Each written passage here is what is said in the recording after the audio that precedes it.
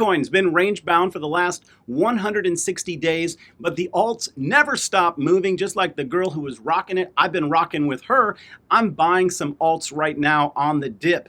I believe that if I can accumulate at the right price points over the next 60 days, as we get closer to the end of this year, I'm going to see massive, huge, bigly returns. Guys, I'm going to break down those plays with you guys today. I'm also going to take you into some stock plays. I entered into a put on one of the Magnificent Seven that hasn't gotten beat down. I'm going to share that with you in just a minute. This is the Stocks with Josh show. Thank you for the like. Thank you for the subscribe. Thank you for just dropping a heart and saying hi in the comments section.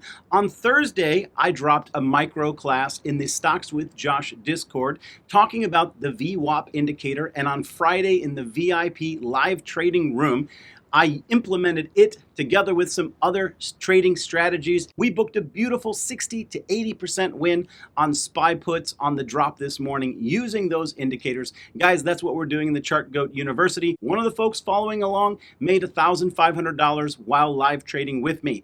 It's a great community. Come check it out, and we're building on it constantly. I'm going to be dropping micro classes Tuesday and Thursday, doing live trading Monday and Friday, and helping out with a ton of technicals, as well as the fact that it's not just me over there. There's a lot of people dropping great trading ideas all throughout the day. The chat is on fire. I might have to split it up into a couple chats so that people just don't get buried in conversation, but it's a great community. Come over there and check it out.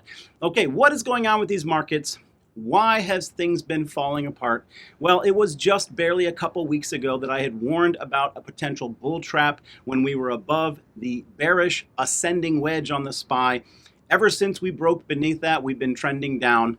But here's the two big problems at hand. It's really been bad news weekends that have caused the markets a lot of selling pressure. Going into the weekend, we keep getting some news event that is freaking out the markets.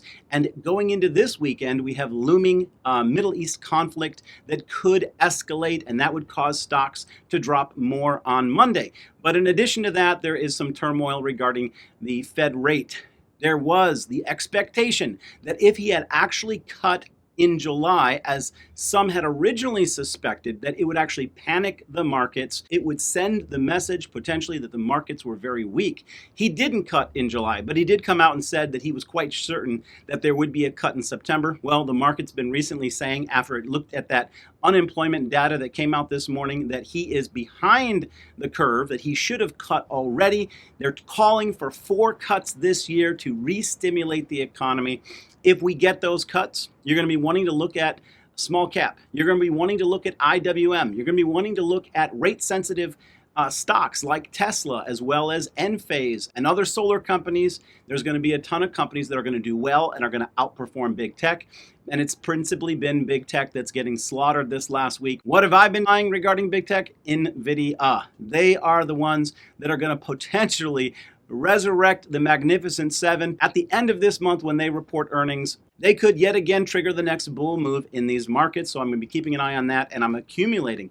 I had said many times when NVIDIA stock was up at $130, climbing to $140. People said, when should we get in? When should we get in? I said, guys, after we get the top. And once we know for certain that the local top has been made, and most people would suggest that 140 has clearly been the local top, then I said 30% down from there. Well, that's going to get us to $100, and that's where we've gotten to today. Specifically, $96 to $94 is the sweet spot. But there's no guarantee it'll get down there. There could be early buyers, and this thing could turn around and be back up $10, $15 over the weekend, and that's why I've been buying it early. This is your warning. You do what you want to do. This is not a suggestion to buy, sell, or hold. Now, on the other side of the coin, we've got one of the Magnificent Seven, Apple stock, right? They reported earnings. The stock popped, but the chart doesn't look great. I'm going to take you guys into that here in just a minute as well. On Apple, I entered into some puts. I might be a little bit early. We'll see how Monday turns out. But if we continue to get bad news on the weekend, those could print heavily on Monday morning. We'll see. It's a small position size to start, but I will quickly scale it if we begin to drop. And there's unfortunately quite a bit of room to drop on Apple because it has not gotten the smackdown that a lot of the Magnificent Seven has. Now, some folks are buying calls on Apple right now. They're loading up on Apple because they're viewing it as showing relative strength in the midst of a downturn. Well, I don't see it that way. I see Apple as perhaps being tardy to the bear mauling party, but still going to have to face the pain, and they've not done it yet, and I want to catch a piece of that because the rest of big tech has dropped quite a bit. All right, where are we going to start off?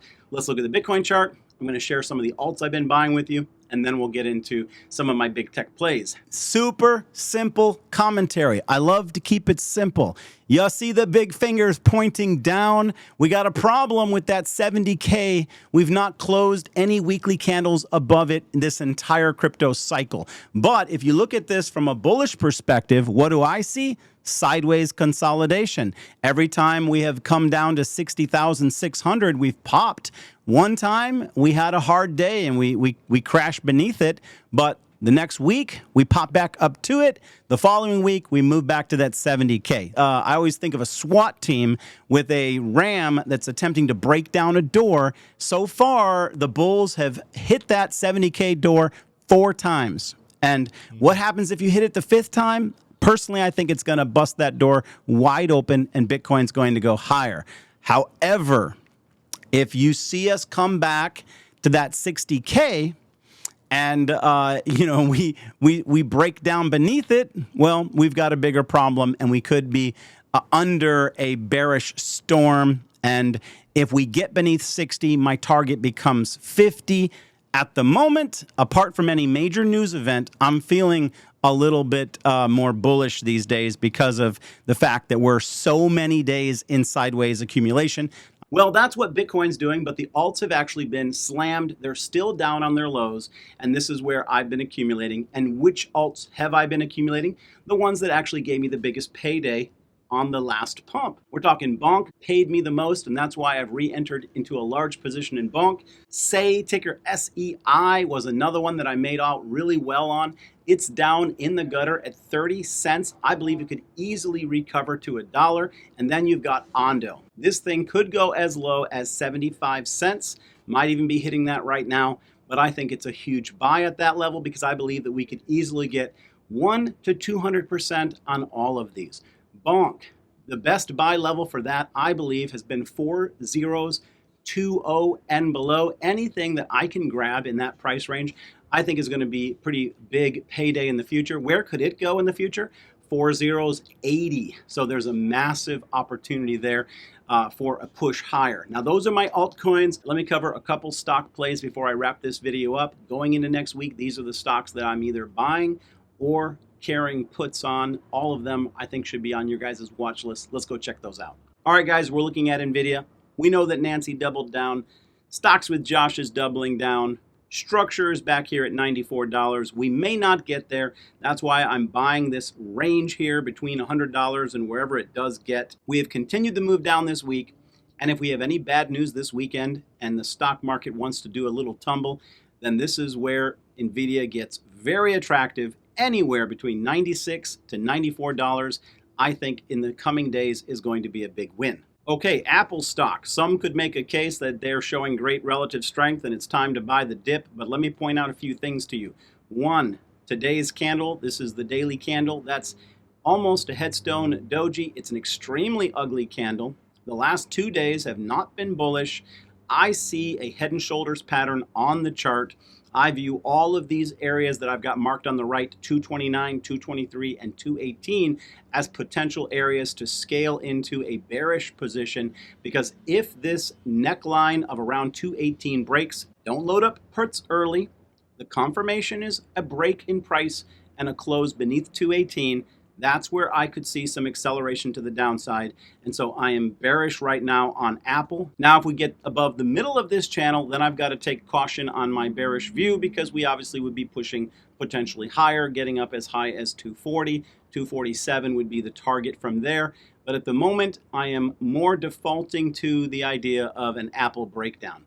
The next one that I have some pretty high concerns on, but again, that there's an absolute tug of war between the bulls and the bears, is AMD. Now you got to keep in mind that if NVIDIA does well, it will pull AMD up with it. But in the meantime, when we're looking at the weekly chart, this again is a very bearish candle. We've had 3 bearish candles in a row, and so we could get a little pop. The area that I'm going to be watching for on Monday for price to break beneath would be $130.40. Now, this is a historic support level. And whenever I use that term, it means that it's an extremely important price point that AMD should not cross back beneath, because there's literally no significant support beneath $130.40. This would classify as a breakdown, and the target that I believe that we would absolutely hit would be 118. That would be a potential take profit if you were to take a risk on some puts on AMD. Now, the reason why I say that AMD could bounce here is because it has gotten oversold. It is sitting on historic support, and right around historic support is where the bulls would want to come back in and push the stock higher. If that happened, you would be looking for a price to break above $134.80, and the move would be back to $153. And as you can see, these candles have been getting bigger and bigger, which means that we've got market volatility, which means that these moves can happen in a short trading week. So expect more volatility with AMD. I'm going to be watching for a downside or upside move. The trigger for the downside, 130.40. The trigger for the upside, 134.80. All right, that wraps it up for today. Guys, let me know in the comments section which altcoins you want me to cover with Technical Tuesdays with Tim coming up. We're going to actually break into giving some best case guidance for some of the legacy coins, because I've been asked so many times. But just drop the coin that you want me to be covering this coming Tuesday, and we'll see if we can fit it in. I'd love to know which of the legacy coins are of the most interest to you. Don't sleep on the Stocks with Josh Discord, the Chart Goat University. It's a place where you learn how to become a more confident trader. Guys, it isn't as hard as you think. If you can master or even learn a handful of indicators, and if you use them on a daily basis, you'll get a handle on this way sooner than you would have thought, and you'll be kicking yourself for not putting in the effort earlier, because I know that a lot of people are just terrified of the charts. They think it's impossible. There's too many indicators, too many choices. Well, you don't have to use all of them. You can just take a couple with a little guidance that you can get from the Chart Goat University, and you can develop your own trading rhythm just simply by following us. It's going to be a great place where you get educated. Come check it out. Chart Goat University, I'll leave a link in the top pinned comment. The website is stockswithjosh.com. Check it out for yourselves. Hope you have a wonderful weekend. Peace and blessings. Take care. Talk to you soon.